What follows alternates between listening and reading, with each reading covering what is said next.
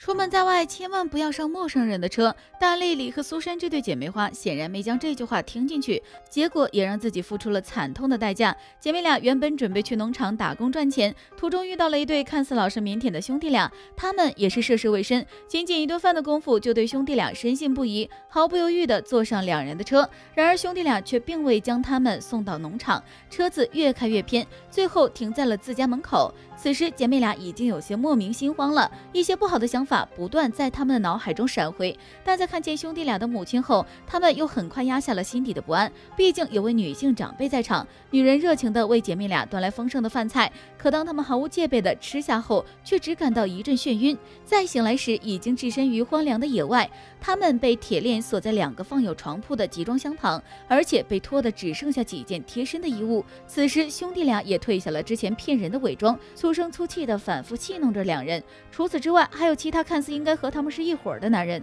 其中甚至还包括一个道貌岸然的警察。一开始姐妹俩还惊喜地以为自己有救了，可真相却让他们更加绝望。这个团伙专门绑架囚禁那些被欺骗的女性，再逼迫他们戴上猪头面具卖身赚钱。为了掩盖姐妹俩被绑架的事实，这个犯罪团伙的老大用丽丽的手机给家人报平安。他不仅会用丽丽的语气发消息，就连他和家人们之间的暗号也都猜了出来。老大自以为做的天衣无缝，殊不知正是这则消息暴露了自己。原来丽丽有一位在 FBI 工作的叔叔，在离家时叔叔就叮嘱过他，发消息时一定要在每句话的结尾加上水果的暗号，而且每次的水果不一样才能代表他是平安的。老大虽然知道要发水果，却根本没有注意到这一点。收到消息的叔叔一下就看出了端倪，当他得知姐妹俩压根儿就没去农场后，急得直接去当地的警局报案。结果他遇到的警察正好就是那个犯罪团伙中的成员。警察这边安抚着叔叔的情绪，随后又赶紧将此事告诉了团队老大。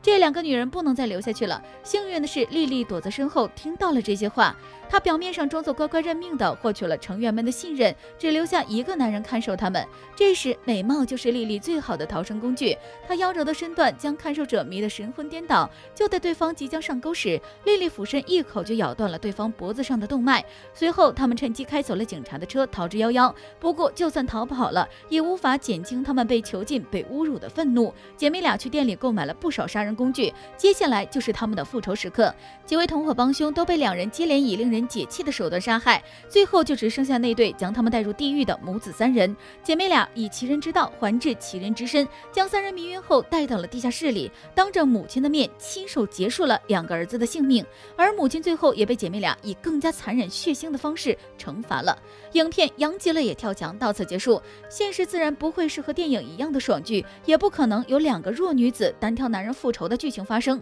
所以不仅要女性学会保护自己，不轻易相信别人，更重要的是要从源头就阻止伤害的发生。好了，以上就是本期阿星谈电影，下期节目同样精彩，小伙伴们记得关注观看哦。